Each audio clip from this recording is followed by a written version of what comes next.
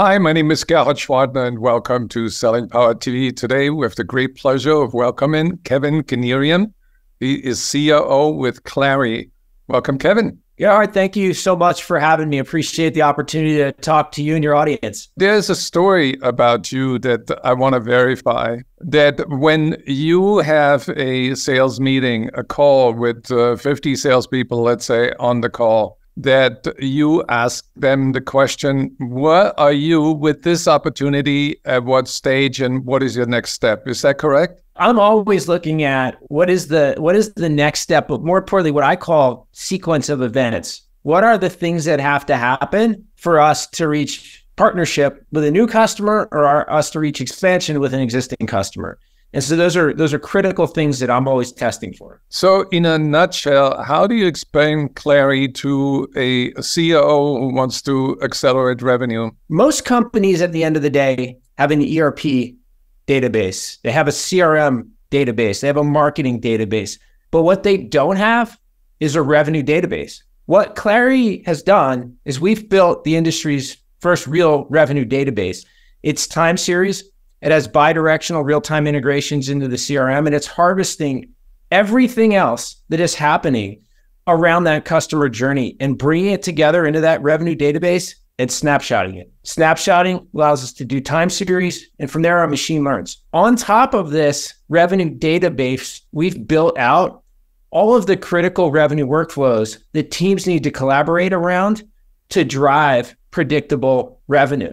And we've since expanded the platform to not just include internal workflows, but external workflows on how we engage with prospects, how we engage with customers. Thus, it's really become the instrumentation to drive revenue as a process across the organization. So when you look at the snapshot, what are the two things that salespeople become aware of that they wouldn't see if they look at their own Salesforce.com data? Because we're bringing it together, we compare to what's happened in the past. And so we can look at, okay, here's what a good opportunity looked like as it moved through your funnel.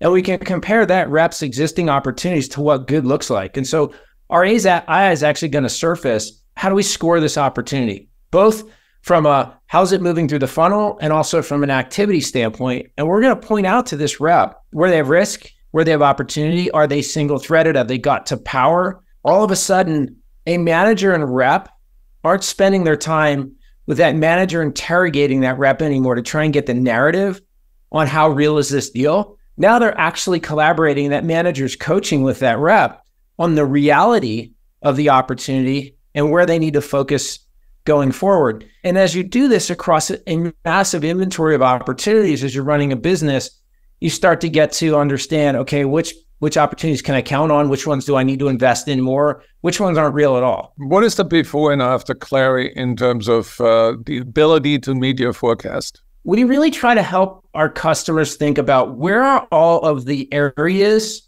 of revenue leak that are happening throughout the entire funnel. The typical basic workflows or cadences, as we call them, that happen across the 13 weeks of each quarter are rep manager 101, forecast call, and maybe some kind of pipeline call. There's so much more that happens across those 13 weeks. If you can blueprint your critical revenue processes and then instrument them in a platform like Clari, you can now drive those processes on a global basis across all segments and regions, get real-time feedback. Are they working? Are they being followed? And make adjustments. And so we can then allow all of the folks to collaborate around them, right? So we call that revenue collaboration and governance.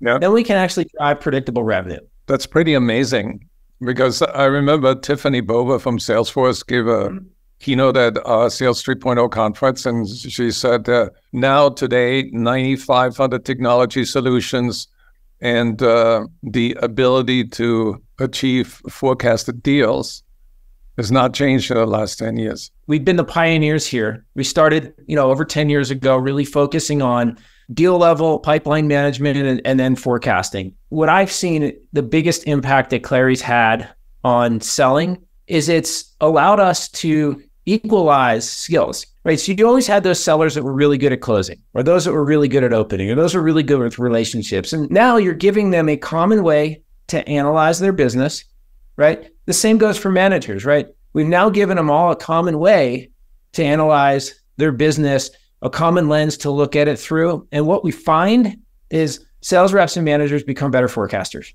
They become more strategic GMs of their business because they're not just looking at the deal in the moment. They're looking at the quarter. They're looking at the pipeline they need to create for the out quarter. It's really this evolution that I've seen of the CRM just taking and giving nothing back to now a revenue system that's giving stuff back to, our craft, which is sales.